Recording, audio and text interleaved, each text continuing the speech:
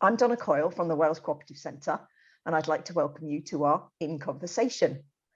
Today's conversation is with Sally Beech, Strategic Commissioning Manager for Promoting Independence in Powys County Council's Adult Services. Joining the conversation is Adrian Roper, Chief Executive of Cartrefi Cymru Co-operative, a provider of support services for adults with learning disabilities. Adrian is also a third sector representative member of on the National Commissioning Board. Welcome to you both. Hi, Donna. Hi, Donna. Hi. A brief background to the project. The Wales Co-operative Centre, working in partnership with Adrian, is delivering a project commissioned by Welsh Government. We've been asked to support care commissioners and procurement managers to promote social value models for the delivery of social care and preventative services. During phase 1 of the project, we produced a report that argues social value models of delivery are all about implementing the principles of the Social Services and Wellbeing Act.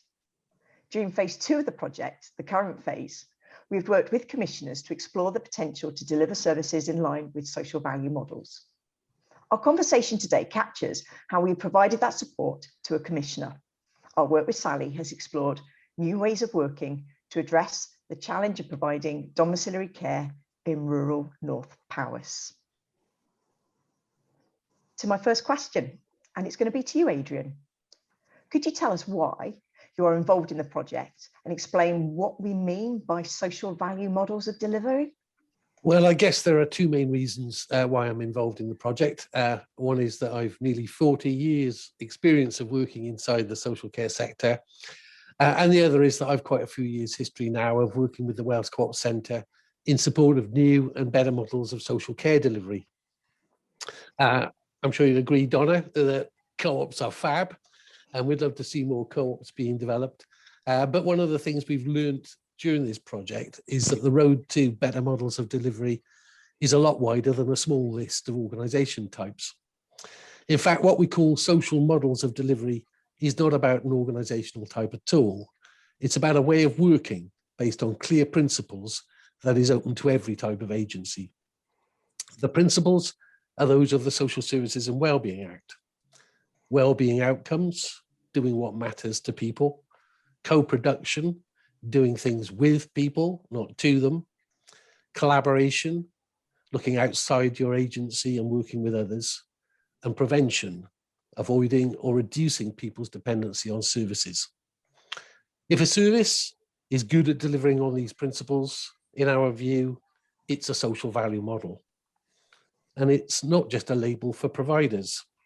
Everyone from strategic commissioners to a pop-up dementia cafe can apply the principles and be a model for delivering social value. Thank you, Adrian. Sally, you have an interesting pilot project going on in North Powys, which involves a number of innovations to help sustain and develop home care services there. Can you tell us what the drivers were for piloting new ways of working, what actions you have taken, and what the outcomes have been so far? Yeah, sure. So to give a bit of background, sourcing domiciliary care in Powys has been challenging, and over the last 12 months, we've been working really hard to improve the situation, lists right down, and we've been really successful, but challenges still remain, especially in the far north of the county. At the end of last year, the council was approached by one of our domiciliary care providers who wanted to pull out of an area in the far north of the county. And this is one of the most difficult areas to source domiciliary care because of its rurality. And the domiciliary care provider was looking to hand the packages back, mainly due to care workers not wanting to travel into the area because of unpaid gaps in their rotas and damage to their cars due to poor road conditions. So from a council perspective, we were really keen to keep the provider in that area because of the ongoing issues trying to source alternative domiciliary care providers and also to retain the continuity to the people that they were supporting. Therefore, we agreed to put a financial solution in place so that the care workers would be paid for any gaps in their rotas, therefore ensuring that they had a consistent wage and financial support to help offset any car usage costs. And along with this financial solution, the provider also agreed to be part of a small pilot to test out some new ideas. So Powys County Council has recently introduced a dynamic purchasing system for domiciliary care, which allows more choice and control for the people who use the service. So, for example, a package of care is put in place and the client, working with their domiciliary care provider, can flex the number of hours and length of calls within that allocated weekly hours in order to meet their outcomes in their care and support plan. The dynamic purchasing system is great because providers can join at any time and it remains open indefinitely. However, we want the dynamic purchasing system to remain fit for purpose and to keep learning about what works best in Powys. So we were keen to work in collaboration with the provider and other stakeholders to see what we could learn from this pilot and then potentially incorporate some of this into the dynamic purchasing system. So it's only a very small pilot consisting of one single-handed run for 5 people receiving care and support, but so far it's achieved a lot. So, for example, we have introduced new technology in the form of a robotic cat intended to improve well-being and provide meaningful occupation for someone with dementia. And this has far exceeded our expectations. And we are told that the person who received the robotic cat is besotted with him, takes the cat everywhere, and he's become a real talking point with the care workers and friends and family. And also the domiciliary care provider is reporting that this person's anxiety has reduced as a result of the cats. And this has had unexpected benefits, such as improved eating and drinking, regularly taking their medication, and improved memory. Also, having a consistent team of care workers has resulted in increased knowledge of the outcomes that the people that they support are aiming to achieve. The team provided a consistent message, which has helped support someone to accept moving and handling equipment and maintain their levels of independence. And seeing a familiar face and clients having more choice and control of the care and support they receive has helped build trust between the care workers and the person that they're supporting. And in another case, this as a person who is now allowing one particular care worker to assist with personal care. And this is something that this individual didn't allow previously.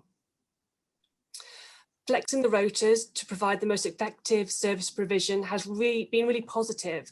And there's one person I can think of who asked her for her shower call to be moved to her lunch call, as there was already a lot happening at her breakfast call. And she was getting really tired and overwhelmed by this. And that was no problem for the provider to change, and the person is now much happier with the new arrangement.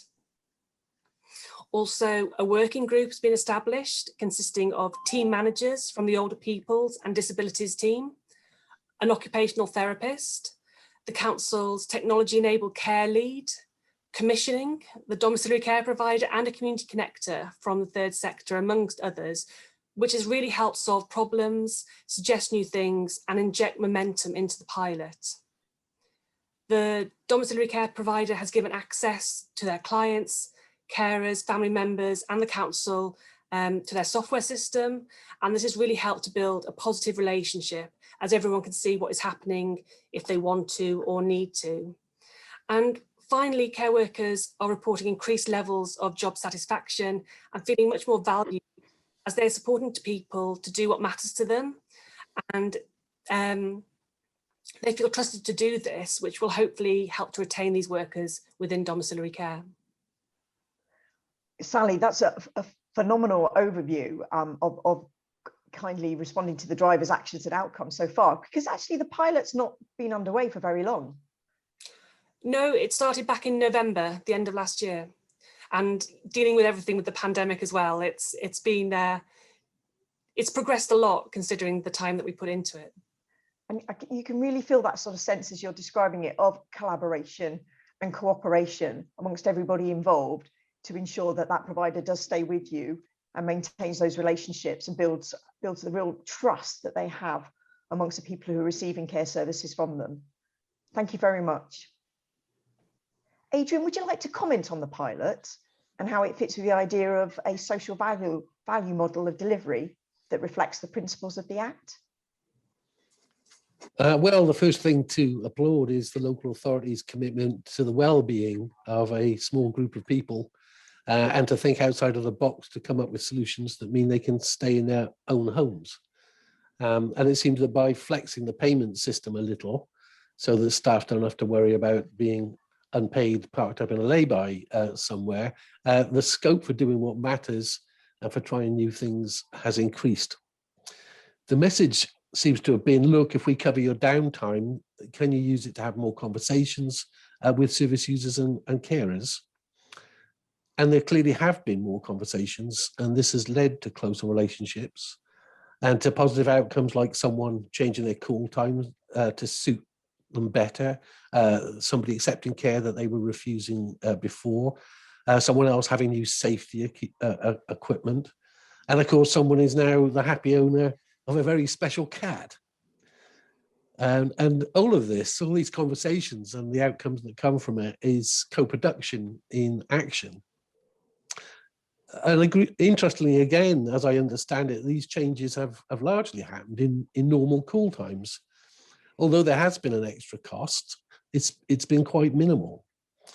It feels like there's been primarily a change of mindsets. Instead of everyone watching the time and just delivering the tasks of the care plan, a psychological space has opened up for staff to talk with people more and to increase their well-being in new ways. In terms of the principle of prevention, we can see how prevention and reducing dependency has occurred with the introduction of new safety equipment. And I don't know, I love this cat. The robotic cat actually is doing some great preventative work in terms of the stability of that individual's mental well-being. And other ideas are surfacing, which we haven't heard about them all today, but I know Sally has been talking with the care provider about possibly them having conversations with the local farming community, because we have snowy winters up in North Powys, and to have to connect with the community to solve crises like that, I think is a really interesting way of thinking about prevention in home care. But I think the principle that best is illustrated by the pilot is collaboration. We've got the commissioner and the provider working together to solve that initial presenting problem of staff being out of pocket. Actually, that involved then commissioning and procurement working together to introduce some extra flexibility into the way that payments could be made. With the increased flexibility or scope for flexibility in call times, that's involved conversations with care managers and a sort of a three-way conversation from commissioner to provider to care management, with a useful bit of software that the provider's got being available to the social work team, and indeed to the users and carers as well, so that they can know what's happening and when the calls are and stuff. So there's another bit of technology lurking in this pilot, which is worth flagging up.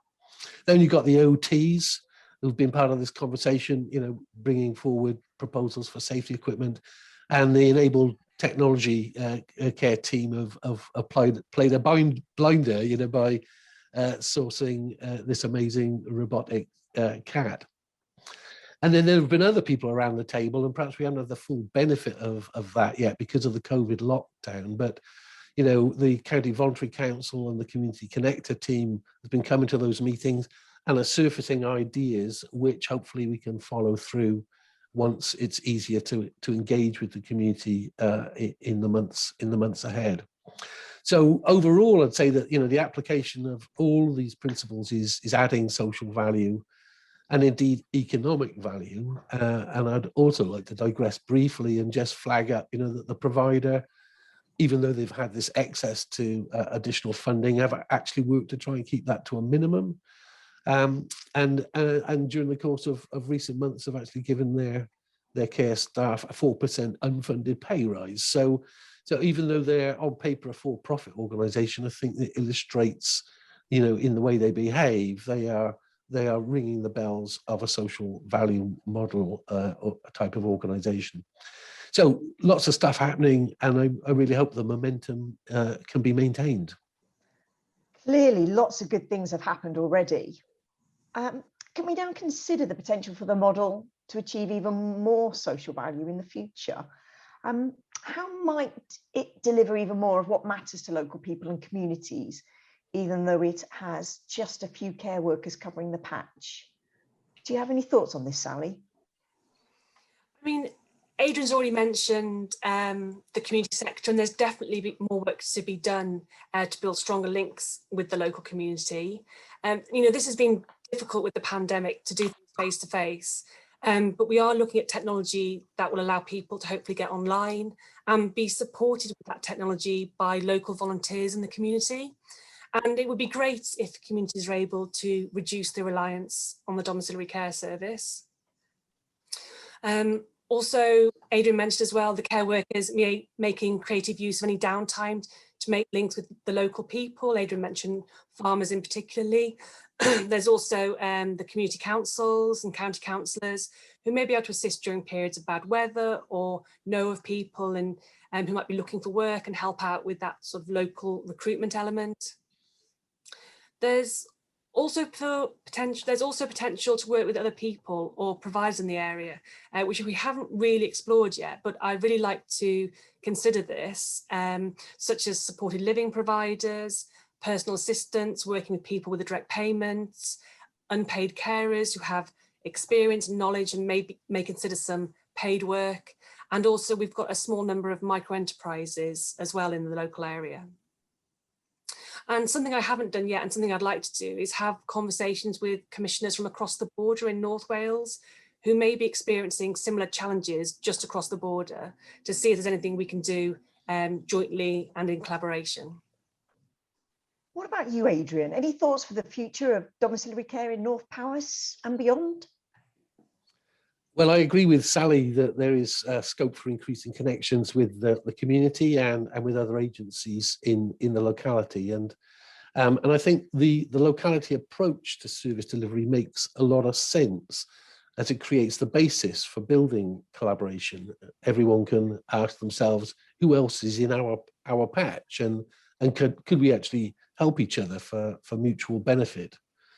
And I know Powys is already trying innovative ways of commissioning on a locality basis. For example, learning disability providers now work for a locality and have been given a flexible pot of funding to use for preventative outreach work. And I think you can see how that sort of locality basis and some built-in flexibility creates the scope for there to be cross-client group collaboration, and that is now happening. So in a crisis, a learning disability provider has been able to step up and help an older person. So yeah, big fan of the locality approach, and I'm wondering whether the North Powys pilot could lead to some sort of permanent structure for bringing agencies and citizens together to maximise well-being for everyone in that patch. And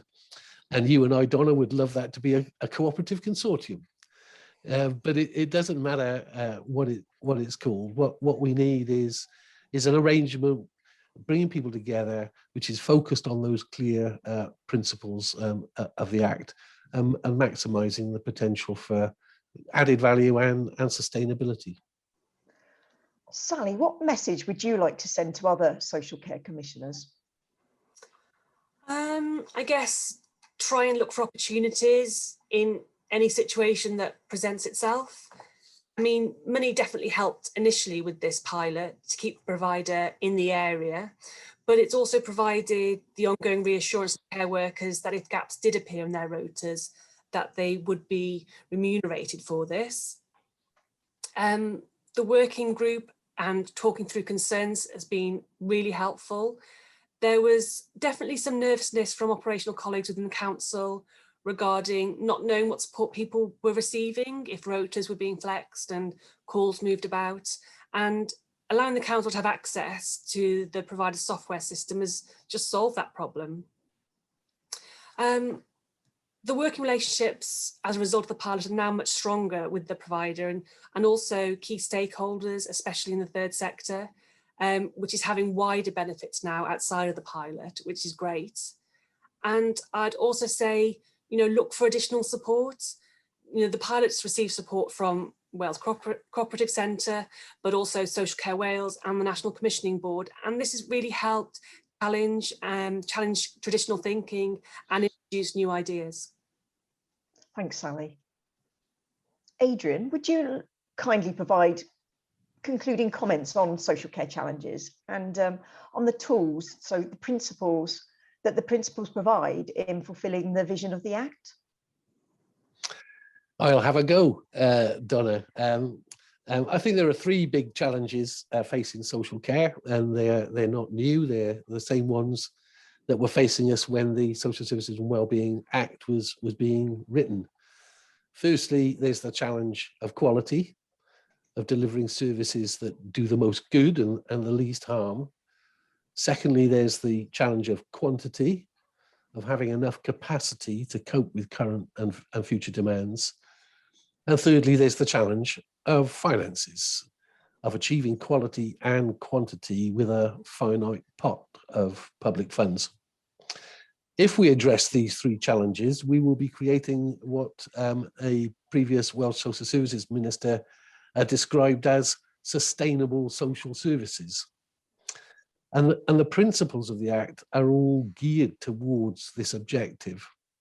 So focusing on well-being outcomes is mainly about quality, and particularly quality of life, doing what matters to people rather than just delivering a narrow menu of inputs. But it helps with quantity and finances too. When we talk to people, we quite often discover that what matters to them requires less quantity and less cost than what we thought they might need if we were just following a script. The principle of co-production is there to make sure we do talk to people and find out what matters. It also requires us to think about people in terms of their strengths and assets rather than just their needs. So can they help themselves? Can they be reconnected to a social network? Can they and their social network help others? Positive answers to these questions can lead to quality well-being outcomes, but they can also lead to reduced dependency on paid-for support. Prevention and reduced dependency, likewise, is again not only good for the people, nobody wants to be dependent, but it reduces current and future pressures on services and their tight budgets. And finally, collaboration can lead to all sorts of benefits for people, more resources, more opportunities, more ideas and solutions. And at the same time, it increases capacity in the system with little or no extra cost. So the principles are like building blocks for a high quality, high quantity, affordable social care system. And the good news for Wales is that lots of people are reshaping services in that direction or really want to. For me, I think one of the priorities for us is to look closely at the money, to examine how we fund services and to make sure that the payment system isn't driving behaviours away from social value and sustainability. Or to put another way, to see whether some tweaks to the payment system might actually lead to better outcomes. And we should also, in the spirit of collaboration, be checking whether there is enough dialogue going on in a 360 all directions manner. And I think Powys is doing both these things. And I hope that sharing their great work is an inspiration to others. Thank you, Adrian. That brings our conversation with Sally and Adrian to an end. I'd like to thank you both. It genuinely has been a real pleasure to work together, and I hope that we can maintain the relationship to support the rollout of social value delivery models across other parts of the Powys County.